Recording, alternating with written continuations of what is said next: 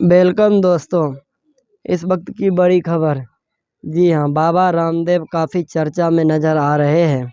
उन्होंने एक और नया कांड कर दिया है, शरबत जिहाद।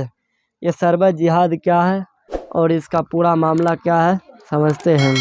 जी हाँ, रूह अफ़ज़ा। गर्मी शुरू होते ही रूह अफ़ज़ा ना पिए ये ऐसा हो ही नहीं सकता।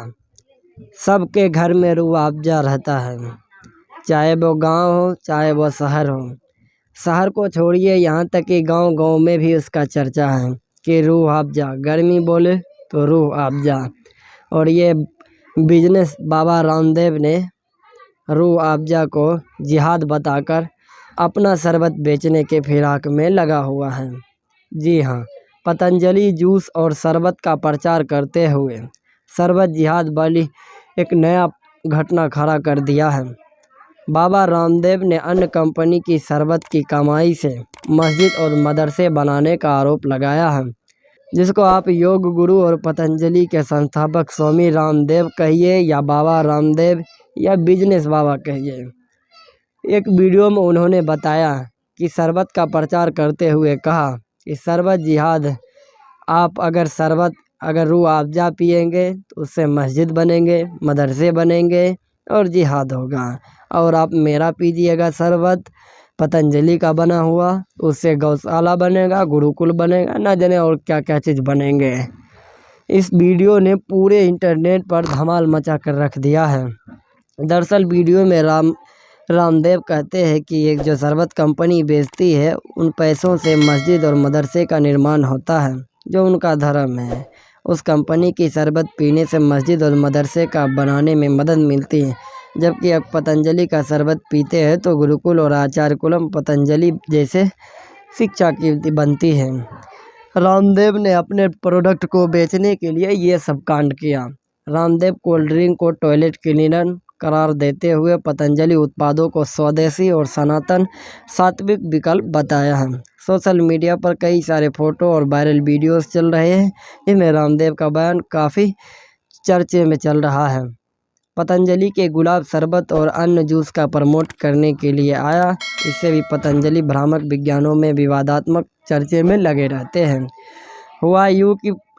हुआ ऐसा कि रामदेव ने सोचा कि किसी और की कंपनी को बदनाम करके अपना प्रोडक्ट बेचा जाए, ताकि उनका कोई ना खरीदे और पतंजलि का खरीदा जाए।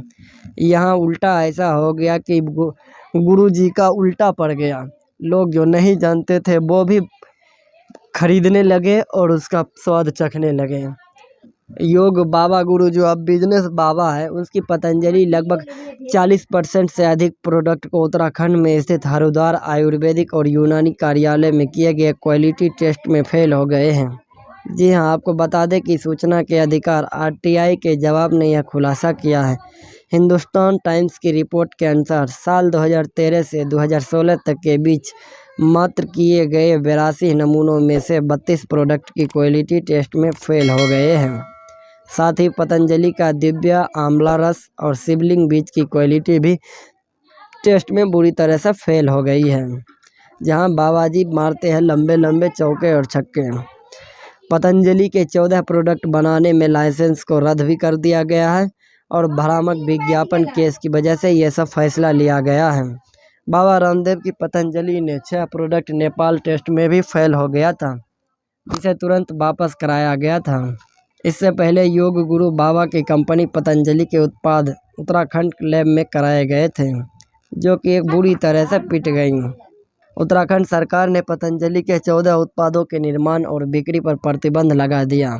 यह प्रतिबंध कंपनी की और दवाओं के बारे में भ्रामक विज्ञापन प्रकाशित करने के कारण लगाया गया था।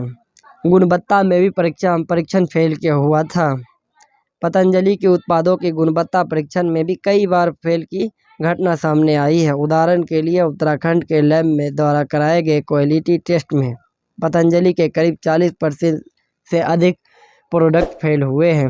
आंवला जूस, शिवलिंग बीज, पतंजलि का दिव्य कोटि आंवला भी हुआ था। यही नहीं, बता दें कि आपको पिछले महीने यानी कि पहले की बात है, सेना की कैंटीन में भी पतंजलि के आंवला जूस पर बैन लगा दिया, क्योंकि यह पश्चिम बंगाल की पब्लिक हेल्थ लैब में जांच में फेल बताया गया।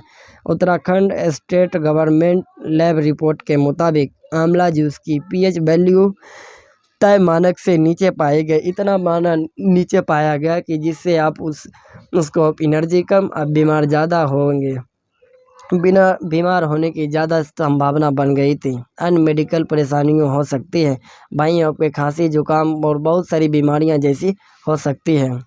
और शिवलिंग बीज में 31.68% विदेशी तत्व पाए गए थे, जो कि रामदेव के सहयोगी और पतंजलि सीईओ आचार्य बालकृष्ण के लैब रिपोर्ट में गलत बताया गया था। तो ये है बाबा रामदेव का पूरा काला चिट्ठा, जो कि हर बार फेल होते जाते हैं, कोई सामान अच्छा नहीं बनाते हैं। आपको अगर बेचना ही है, अगर बनाना ही है, तो कोई अच्छा प्रोडक्ट बनाइए, लोग अपने मन से ही खरीदेंगे। प्रोडक्ट ऐसा बनाइए दमदार कि लोग कितना भी बॉयकॉट करे, आपका प्रोडक्ट बिकना है तो बिकना है। किसी को नीचा दिखाकर बेचना ये कोई सही नहीं है। आप प्रोडक्ट ऐसा बनाइए कि मार्केट में धूम मचा दें, कोई ये ना कहे कि हम नहीं खरीदें, सब कहे कि हम खरीदें।